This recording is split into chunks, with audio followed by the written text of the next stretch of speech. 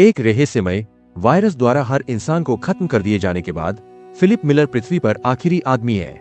वह पिछले 1 साल से अकेले रह रहा है और अधिक लोगों की तलाश में अमेरिका भर में घूम रहा है। वह हर एक राज्य में जाता है, खाली शहरों में अनाउंसमेंट करता है और म्यूजियम से आर्टिफैक्ट और पेंटिंग चुराता है। मनुष्यों को खोजने के असफल मिशन के बाद फिलिप अपने होम टाउन टक्सन लौटने का फैसला करता है।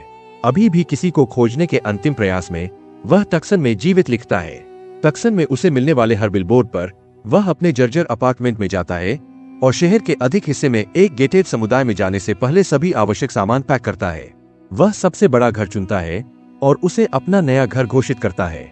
वह अगले कुछ दिन घर को सभी प्रसिद्ध पेंटिंग्स, व्हाइट हाउस की एक चटाई, एक डायनासोर की खोपड़ी, ऑस्कर अवार्ड्स और अरबों डॉलर की कई अन्य पेंटिंग से सजाने में बिताता है। हर रोज सोने से पहले फिलिप भगवान से इतना ज्यादा हस्तमैथुन करने के लिए माफी मांगता है और चाहता है कि मरने से पहले वह कम से कम एक महिला का चेहरा देख ले। शुक्र है, अभी भी बहुत सारी कारें हैं जिनका इस्तेमाल वह इधर उधर ड्राइव करने के लिए कर सकता है। वह अंडरवियर में किराने की दुकान पर जाता है और बंदूक लेकर घुस जाता है। सिर्फ 1 साल में उसे पूरी तरह से भुला दिया जाता है। अब जब उसके पास प्रभावित करने के लिए कोई नहीं है तो वह सब कुछ करता है। वायरस से पहले यह सिर्फ एक इंपल्सिव थॉट था, जैसे कि दुकान में डिब्बे के ढेर को नष्ट करना और समय बिताने के लिए सैकड़ों एडल्ट्स फिल्में घर लाना। वह खुद के साथ रैकेट बॉल खेलता है, लैंप और एक्वेरियम का इस्तेमाल बॉलिंग पिन के रूप में करता है और कारों को एक दूसरे से टकराता है। उसे एड्रेनालाइन का संकेत देती है और उसे अकेलेपन से निपटने में मदद करती है। लगभग 1 महीने के बाद वह अपनी समझदारी खोने लगता है। इसके अलावा अपने जन्मदिन पर अकेले रहना उसे उन सभी चीजों की याद दिलाता है जिनकी वह सराहना करने में विफल रहा था जब जीवन सामान्य था। उसे अपनी माँ, अपने जीवन और सामान्य रूप से इंसानों की याद आती है। फिलिप जिस लेविश हवेली में रहता था वह एक डंपिंग साइट में बदल गई है। यह प्लास्टिक और डिब्बों से भरा हुआ है जिसे वह कभी साफ नहीं करता, क्योंकि वैसे भी इसका कोई मतलब नहीं होगा। उसने कई दिनों से नहाया नहीं है और वह जानवर की तरह रहने लगा है। घर में बहते पानी की कमी है और टॉयलेट प्लास्टिक की बोतलों से भरा हुआ है। इसलिए इसके बजाय फिलिप स्प्रिंग बोर्ड में एक छेद बनाता है और पूल को अपने शौचालय के रूप में उपयोग करता है। वह बच्चों के पूल को मार्गरीटा से भी भरता है और उसमें नहाता है और साथ ही उसे पीता भी है।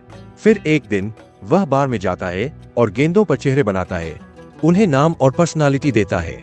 वह उनसे ऐसे बात करता है जैसे वे उसके असली दोस्त हो, बस यह महसूस करने के लिए कि वह रात में अकेला नहीं है। वह गैरी नाम की एक गेंद को कपड़ों की दुकान पर ले जाता है और एक पुतले पर मारता है जिस पर उसका क्रश है। जब उसका हाथ टूट जाता है तो फिलिप अपना दिमाग खो देता है। वह फैसला करता है कि वह अब और नहीं जीना चाहता और कुछ अजीब काम करने के लिए पास की पहाड़ी पर चला जाता है।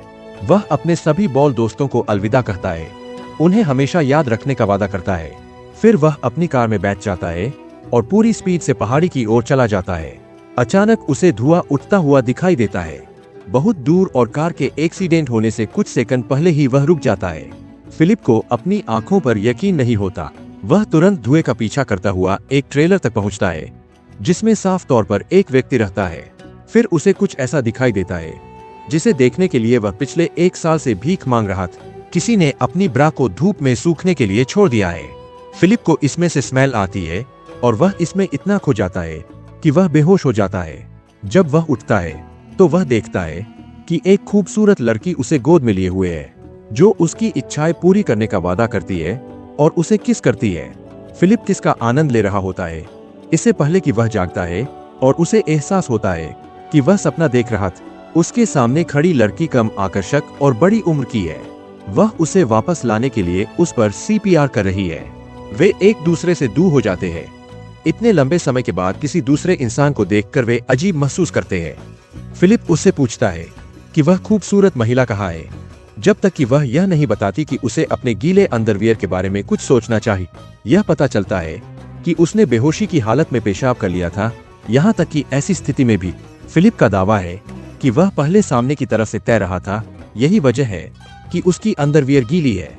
वह आक्रामक तरीके से यह समझाना शुरू करता है कि उसने पेशाब नहीं किया है, जिससे लड़की घबरा जाती है। वह बंदूक निकालती है और उसे दूर रहने के लिए कहती है।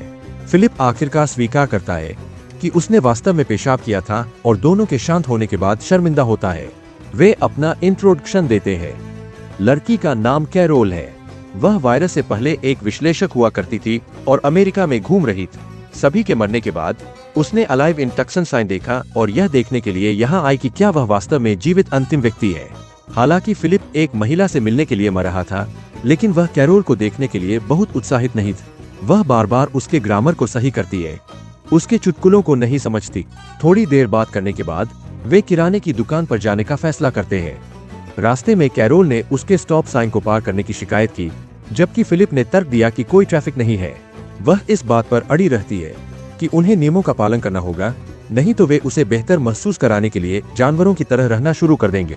वह एक साइन पर रुकता है और दोनों तरफ देखता है, यह पुष्टि करते हुए कि कोई भी सड़क पार नहीं कर रहा है। जब वे किराने की दुकान पर पहुंचते हैं और फिलिप विकलांगों के लिए बनी जगह पर पार्क करता है, तब भी उसकी शिकायत बंद नहीं होती। वे दिन के अपने 5वें विवाद में पड़ जाते हैं, जिसमें फिलिप इस बात पर जोर देता है कि इस काल्पनिक विकलांग व्यक्ति के पास अपनी कार पार्क करने के लिए बहुत जगह है। जब कैरोल फिर भी उसे कहीं और पार्क करने के लिए कहती है, तो वह गाड़ी को सीधे स्टोर में ले जाता है। इसके बाद वह उसके घर का दौरा करने जाती है और उसके रहने के तरीके से घृणा करती है। उसके पास 2 स्विमिंग पूल है, एक मल से भरा है और दूसरा कचरे से। कैरोल उस पर पेंटिंग से चुराने का भी आरोप लगाती है, भले ही वह तर्क देता है कि वे अब किसी की नहीं है। घर के दौरे के अंत तक फिलिप उसे अपने कैंप साइट पर वापस जाने के लिए कहता है। अगली सुबह उसे कैरोल द्वारा उसके घर की सफाई करते हुए जगाया जाता है। वह उसे स्टोर से गार्डनिंग और सफाई की सप्लाईज लाने के लिए कहती है, क्योंकि उन्हें इंसानों की तरह रहना शुरू करना है। रात में फिलिप अपने बॉल दोस्तों के पास जाता है और कैरोल के बारे में शिकायत करता है। हालांकि वह उसे सिर्फ एक दिन से जानता है। उसे लगता है कि वे एक मैरिड कपल है जिन्हें तलाक लेने की सख्त जरूरत है। अगली सुबह जब वह अगले घर में रहने चली जाती है, तो उसके लिए हालात और भी खराब हो जाते हैं। वह उसे भगाने की कोशिश करता है, लेकिन कैरोल जिद्दी है। वह उससे पूछती है कि क्या वह नग्न दिखने से डरता है, और जवाब में फिलिप अपनी पैंट उतार देता है। कैरोल आखिरकार कमरे में हाथी को संबोधित करती है और रिप्रोडक्शन के विषय को सामने लाती है। वह सोचती है कि वे चुने हुए लोग हैं जिन्हें पृथ्वी को फिर से आबाद करने का कर्तव्य दिया गया है। फिलिप कहता है कि वह उसके साथ नहीं सोएगा, भले ही वह पृथ्वी पर आखिरी महिला हो जो इस मामले में सच है। अगले सीन में वह अपने बाहर वाले टॉयलेट में है।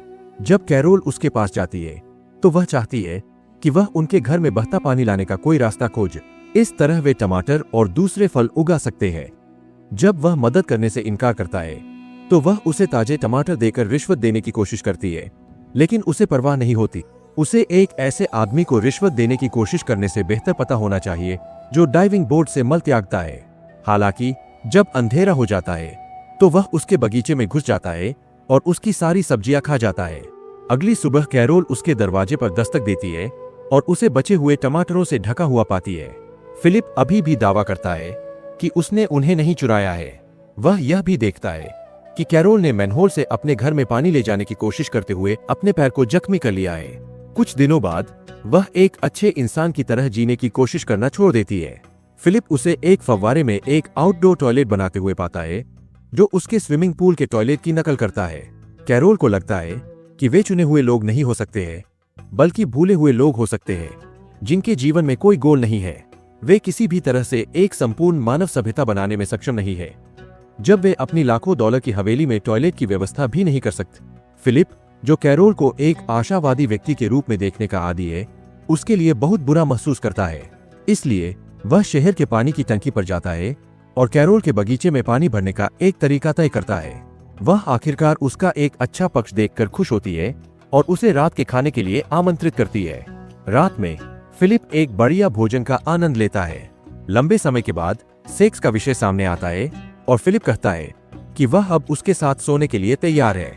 हालांकि उसे आश्चर्य होता है कि कैरोल शादी से पहले प्यार नहीं करना चाहती। शुरू में फिलिप हंसता है, यह सोचकर कि यह एक मजाक है, लेकिन वह गंभीर हो जाती है। भले ही यह विचार हास्यास्पद हो, लेकिन वह उसे आखिरकार बेहतर महसूस कराने का प्रस्ताव रखता है। वे अगले दिन शादी करने का फैसला करते हैं। वे चर्च में अपनी प्रतिज्ञाएं कह रहे हैं। फिलिप को लगता है कि यह जरूरी नहीं है, लेकिन फिर भी वह ऐसा करता है। जब वे चर्च से बाहर निकलते हैं, तो मेहमानों की भीड़ उनका स्वागत करती है। फिलिप को एहसास होता है कि उसने गलती की है और वह चिल्लाता है। फिर वह अपने बिस्तर पर उठता है, शुक्रगुजार है कि यह केवल एक सपना था। उसे यह सुनिश्चित करने के लिए खिड़की से बाहर भी देखना पड़ता है कि दुनिया का ज्यादातर हिस्सा अभी भी मरा हुआ है। थोड़ी देर बाद कैरोल खाना लेकर उसके घर आती है। उसे लगता है कि उन्हें वोटिंग करके संयुक्त राज्य अमेरिका के राष्ट्रपति का चुनाव करना चाहिए। यह बेकार है, लेकिन फिलिप खुद को चुनता है और सर्वसम्मति से राष्ट्रपति बन जाता है। फिर दोनों स्पेगेटी और किशमिश के गोले का आनंद लेते हैं, जो कैरोल को मीटबॉल का एक अच्छा विकल्प लगता है। उसके बाद आखिरकार शादी का दिन आ गए। कैरोल सजावट और केक तैयार करती है, जबकि फिलिप को उनके लिए अंगूठियां लाने का काम सौंपा जाता है। हालांकि अंगूठियां लाने के बजाय वह अपने बॉल के दोस्तों के लिए एक बैचलरेट पार्टी आयोजित करता है। पार्किंग में बेतरतीब चीजों को आग लगाता है। वह पुतले को अलविदा कहने भी जाता है। उसे बताता है कि वह हमेशा उसके जीवन का प्यार रहेगी। दिन के अंत में वह चर्च जाता है, जहां कैरोल ने एक रिकॉर्डिंग तैयार की है जो उनकी शादी को संपन्न कराएगी। आखिरकार अंगूठियों का आदान प्रदान करने का समय आ जाता है। यह तब होता है जब कैरोल को पता चलता है कि उसे अंगूठियां नहीं मिली है। उसे एहसास होता है कि वह अकेली है जो प्रयास कर रही है और शादी रद्द कर देती है। बाद में फिलिप उससे बात करने की कोशिश करते हुए उसका दरवाजा खटखटाता है, लेकिन वह जवाब नहीं देती। इसलिए वह हथौड़े से सामने का दरवाजा तोड़ता है और घर में एंटर करता है। उसे आश्चर्य होता है कि उसे वास्तव में इसे सजाने के लिए प्रयास करना पड़ता है। उसने उनके लिए एक केक भी तैयार किया है, जिसके ऊपर उसकी मूर्ति रखी हुई है। फिलिप को अपने किए पर बहुत बुरा लगता है और कैरोल से माफी मांगता है। वह यह भी बताता है कि मुझे ना तेरी पर्सनालिटी पसंद है, नहीं भोजन। वह खाना बनाती है, लेकिन फिर भी वह खुश है कि वह मौजूद है, क्योंकि उसके बिना वह जीवित नहीं होता। अब यह सब कहने के साथ ही फिलिप उसे कुछ खास करने के लिए बाहर ले जाता है। वे एक ज्वेलरी की दुकान पर जाते हैं, जहां कैरोल को वह सारी अंगूठियां मिल जाती है जो वह चाहती है। वे आखिरकार शादी कर लेते हैं। रात में वे पति पत्नी हो जाते हैं। दोनों प्यार करते हैं, लेकिन अनुभव वैसा नहीं होता जैसा फिलिप ने सोचा था। कैरोल रात भर बातें करना बंद नहीं कर पाती है और अजीबोगरीब टिप्पणियां करती है, जो उसे फिलिप को अच्छी लगती है। अगली सुबह कैरोल फिलिप को अपने घर में रैकबॉल खेलते हुए पाती है। फिलिप सोचता है कि वह उसे फिर से परेशान करेगी, लेकिन उसके आश्चर्य के लिए वह भी उसके साथ खेल में शामिल हो जाती है। वे दिन के बाकी समय का आनंद लेते हैं और फिलिप की तरह काम करते हैं। वे अग्निरोधी सूट बनाते हैं और एक दूसरे को आग लगाते हैं। बियर के डिब्बों पर बुलडोजर चलाते हैं और फिलिप की पूर्व प्रेमिका से मिलने जाते हैं, जो एक पुतला है। कैरोल उससे कुछ देर बात करती है और फिर उसे पीटती है। पहली बार पति फिलिप खुश है कि उसने उससे शादी की और सोचता है कि उनका जीवन सहनीय हो सकता है, क्योंकि वे घर वापस आ रहे हैं। अचानक एक जंक्शन में एक लिमो को टक्कर मार दी। हैरान फिलिप कार की ओर भागता है और एक खूबसूरत महिला को उसमें से बाहर आते देखता है। बस जब उसने सोचा कि वह अपनी पत्नी के साथ खुश था, तो वह अपनी शादी पर पछतावा करना शुरू कर देता है। यह जानने के लिए कि आगे क्या होता है, चैनल को सब्सक्राइब करें।